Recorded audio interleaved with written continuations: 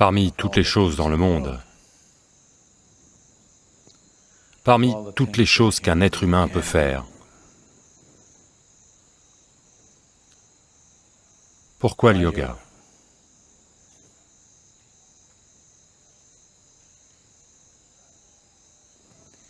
Tout ce que les êtres humains peuvent faire est essentiellement une expression de qui ils sont. Quelqu'un chante une chanson, quelqu'un danse, quelqu'un écrit un livre, quelqu'un peint une toile. Tout ce que nous faisons est une expression de qui vous êtes. Vous pouvez en être conscient, vous pouvez ne pas en être conscient, mais néanmoins, tout ce que vous dites, tout ce que vous faites, tout ce qui émane de vous est essentiellement une expression de qui vous êtes.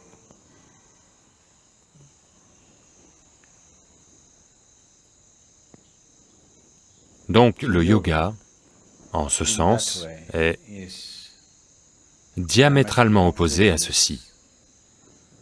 Parce que ce n'est pas une expression de qui vous êtes. Il s'agit de déterminer qui vous êtes. Il s'agit de déterminer ce que vous voulez être. De changer les fondements mêmes de son existence. Aujourd'hui, il y a des substantielles preuves médicales et scientifiques qui montrent que les fondements mêmes de l'activité de votre cerveau, votre chimie, et même de votre patrimoine génétique peuvent être modifiés en pratiquant différents systèmes de yoga.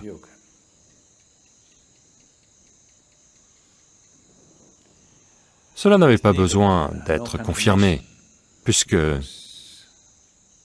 nous l'avons toujours observé. Mais aujourd'hui, il existe des données scientifiques pour le prouver. Donc ce n'est pas une expression de qui vous êtes, il s'agit de déterminer la nature de qui vous souhaitez être, en changeant les ingrédients fondamentaux qui vous ont fait comme vous êtes. Donc le yoga, en tant que système, requiert beaucoup plus d'application que toute autre chose, que toute autre forme de choses que nous faisons, qui sont simplement une expression de qui nous sommes.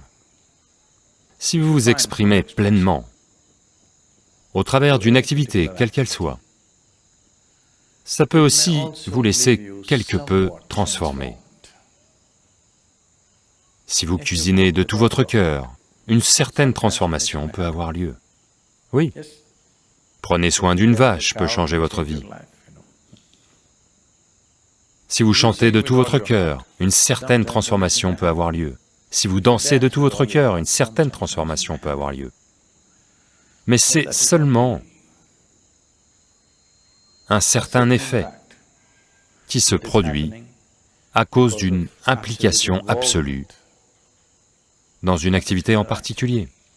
But essentially that activity by nature is an expression of who you are. It is not determining the nature of who you are. Mais essentiellement, cette activité par nature est une expression de qui vous êtes, elle ne détermine pas la nature de qui vous êtes. Donc, lorsque nous transformons notre activité, pas comme une expression de qui nous sommes, car qui veut s'exprimer comme ça le matin? Certainement pas, n'est-ce pas? Donc, ce n'est pas une expression. C'est une méthode, c'est un moyen, c'est une technologie à travers laquelle vous pouvez changer la forme de qui vous êtes.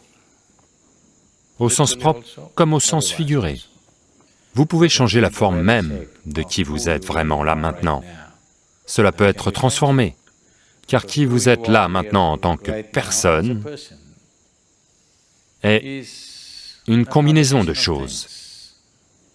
le matériel génétique, avant cela, la substance karmique que vous portez.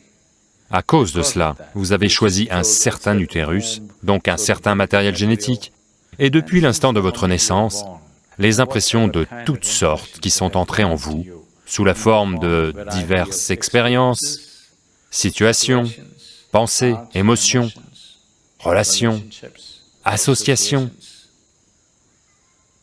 quoi que ce soit d'autre dont vous vous êtes imprégné. Toutes ces choses font de vous un certain type de personne. Lorsque vous dites « je suis un certain type de personne », ce que vous dites c'est « j'ai ce genre de compulsion ». Lorsque vous dites « je suis ce genre de personne », ce que vous dites c'est « voici le genre de compulsions avec lesquelles je m'identifie, donc je suis ce genre de personne ». Les gens, vous savez, c'est une idée très occidentale, mais c'est très présent en Inde aujourd'hui, car beaucoup d'Indiens sont bien plus occidentaux que l'Occident. Si vous allez jusqu'au bout à l'ouest, vous réatterrissez en Inde, donc ils sont bien plus occidentaux que les occidentaux aujourd'hui. Donc les gens disent, je suis une personne matinale, je suis une personne du soir. Donc ce qu'ils veulent dire c'est, le matin, je ne peux pas me réveiller le matin.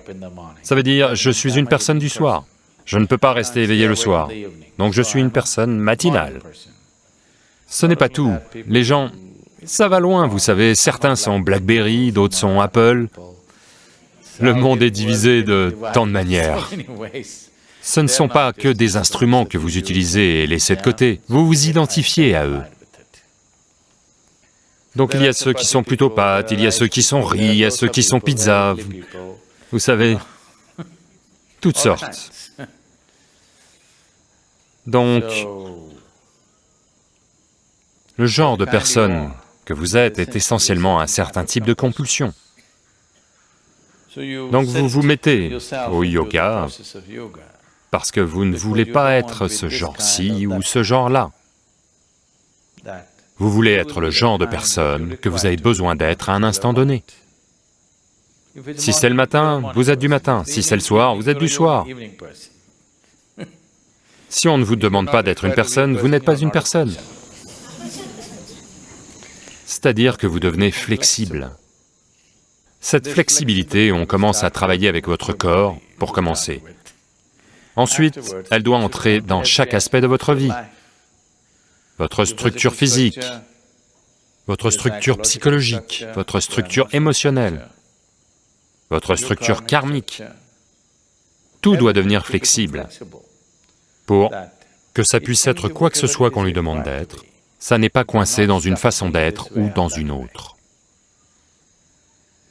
Donc le yoga, en tant que processus, le yoga comme méthode, le yoga comme technologie, le yoga comme une science, a essentiellement pour but de briser les limitations d'une certaine rigidification qui se produit, qu'on appelle personnalité. Pour évoluer de être une personne à être une présence. Si vous êtes une personne, cela signifie, vous avez fait de vous une coquille. Vous avez formé une coquille et vous ne pouvez fonctionner qu'à l'intérieur de cette coquille. Si vous cassez cette coquille, vous ne serez plus une personne, mais simplement une présence. Comme l'est la vie, comme l'est Dieu, juste une présence. Si on peut l'enfermer dans une coquille, ça devient une personne. Donc yoga signifie, petit à petit, vous travaillez à rendre cette coquille de plus en plus fine, de plus en plus poreuse, pour qu'un jour vous puissiez exister sans coquille.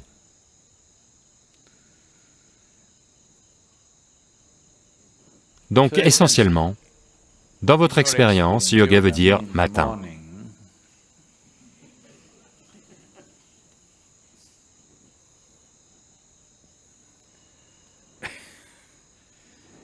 Pourquoi les pratiques telles qu'elles sont? Parce que tous les aspects de la physicalité sont cycliques dans l'univers. Les planètes tournent autour du Soleil, le système solaire se déplace, tout dans la galaxie, dans le cosmos est cyclique. Plus vous êtes identifié avec votre système physique, plus vous êtes cyclique aussi. Vos expériences sont cycliques. Le processus de la vie est cyclique. Si vous regardez suffisamment attentivement, même les situations auxquelles vous êtes confrontés viennent par cycle. Donc yoga signifie, à un certain niveau, briser le cycle de la vie. Ce qui est un cercle en ce moment, nous voulons l'ouvrir et en faire une ligne droite. Parce que si vous tournez en rond, si je dis que vous tournez en rond, qu'est-ce que cela signifie pour vous? Vous n'allez nulle part. Cela vous donne juste l'impression que vous allez quelque part. Mais vous n'allez pas vraiment quelque part, vous traversez les mêmes choses encore et encore. Donc yoga veut dire ouvrir le cercle et l'étirer comme une ligne droite, pour que si vous suivez cette ligne, vous alliez quelque part. Vous ne tournez pas en rond.